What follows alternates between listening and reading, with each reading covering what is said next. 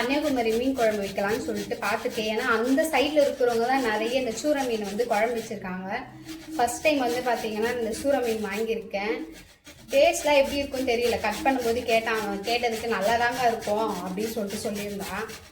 சரி வச்சு பார்ப்போம் அப்படின்னு சொல்லி, ஏன்னா அந்த பக்கம் உள்ளவங்க தான் இந்த மீன் அதிகமாக சமைப்பாங்க, வீடியோஸும் பார்த்துருக்கேன். அதனால சூற மீன் தான் வந்து குழம்பு வைக்க போகிறேன்.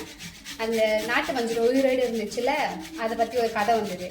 ஸோ அதை வந்து எடுத்து வச்சுட்டு புதன்கிழமை சமைச்சிக்கலாம் அப்படின்னு சொல்லி, ஏன்னா அது உயிரோடு இருந்தது இல்லையா, அதனால ஃபீஸரில் போட்டால் நல்லா தான் இருக்கும். அதுவும் இல்லாமல் அந்த மீனுக்கு வந்து கொழுப்பு வந்து அதிகமாக இருக்கும். அந்த மீனில் கொழுப்பு, அது வந்து கேரளா ஸ்டைல் மீன் குழம்புனா தேங்காய் ஊற்றி வச்சாலும் அது நல்லா இருக்காது. அதுக்கு வந்து நம்மளுக்கு காரம் சாரமாக நம்ம சாப்பிட்ற மாதிரி வச்சா தான் நல்லாயிருக்கும். ஸோ அதனால் எனக்கு வந்து இன்னைக்கு கன்னியாகுமரி ஸ்டைல் மீன் குழம்பு சாப்பிடணும் போல் இருக்குது. அதனால் சூற மீனை வந்து இன்னைக்கு குழம்பு வச்சுட்டு புதன்கிழமை வந்து அந்த மீனை குழம்பு வச்சுக்கலான்னு சொல்லிட்டு எடுத்து வச்சுருக்கிறேன். பார்த்தீங்கன்னா தேங்காய் துருவிட்டு இருக்கேன். இது செய்கிறது என்னமோ ஈஸி தான், ஆனால் கொஞ்சம் வேலை வாங்குவோம். முன்னாடி ப்ரிப்பேர் பண்ணிட்டோன்னு வச்சுக்கோங்களேன். இதெல்லாம் அரைச்சி ஊற்றிட்டோம்னா நமக்கு தாளிப்பு அதெல்லாம் எதுவுமே தேவை கிடையாது.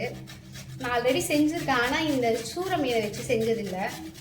பார்ப்போம், நம்ம தானே செய்ய போகிறோம், நம்ம தானே சாப்பிடவும் போகிறோம். ஸோ அதனால் இதில் மாங்காய் முருங்காய்லாம் போட்டு செஞ்சுருக்கேன். அது கூட சூப்பராக இருந்தது. ஆனால் இப்போ எங்க முருங்காயும் காய்க்கல, மாங்காவும் வாங்கிட்டு வரல. ஆனால் என்ன ஒன்று, அந்த சைடில் கன்னியாகுமரியில் அந்த பக்கம் உள்ளவங்களுக்குலாம் மீன் வந்து நல்லா ஃப்ரெஷ்ஷாக கிடைக்கும். இங்கே நமக்கு அது மாதிரி கிடைக்காது. இதில் வந்து பார்த்தீங்கன்னா பாதி வந்து ஃப்ரைக்கு எடுத்து வச்சுட்டேன், வறுக்கிறதுக்கு. பீஸ் வந்து நல்லா கறி சக்க மாதிரி இருக்குது. சரி அதனால் ட்ரை பண்ணலாம் அப்படின்னு சொல்லிட்டு எடுத்து வச்சாச்சு. இந்த தலை வால் இதை வச்சு குழம்புக்கு போட்டுக்கலாம். ஏன்னா இது எப்படி இருக்குன்னு தெரியல, ஃபஸ்ட் டைம் ட்ரை பண்ணுறோம். சப்போஸ் மொத்தமே போட்டு நல்லா இல்லாமல் போயிடுச்சுன்னா என்ன பண்ணுறது அப்படின்னு சொல்லி மசாலாவும் அரைச்சிட்டேன். நல்லா கலர்ஃபுல்லாக இருக்குல்ல.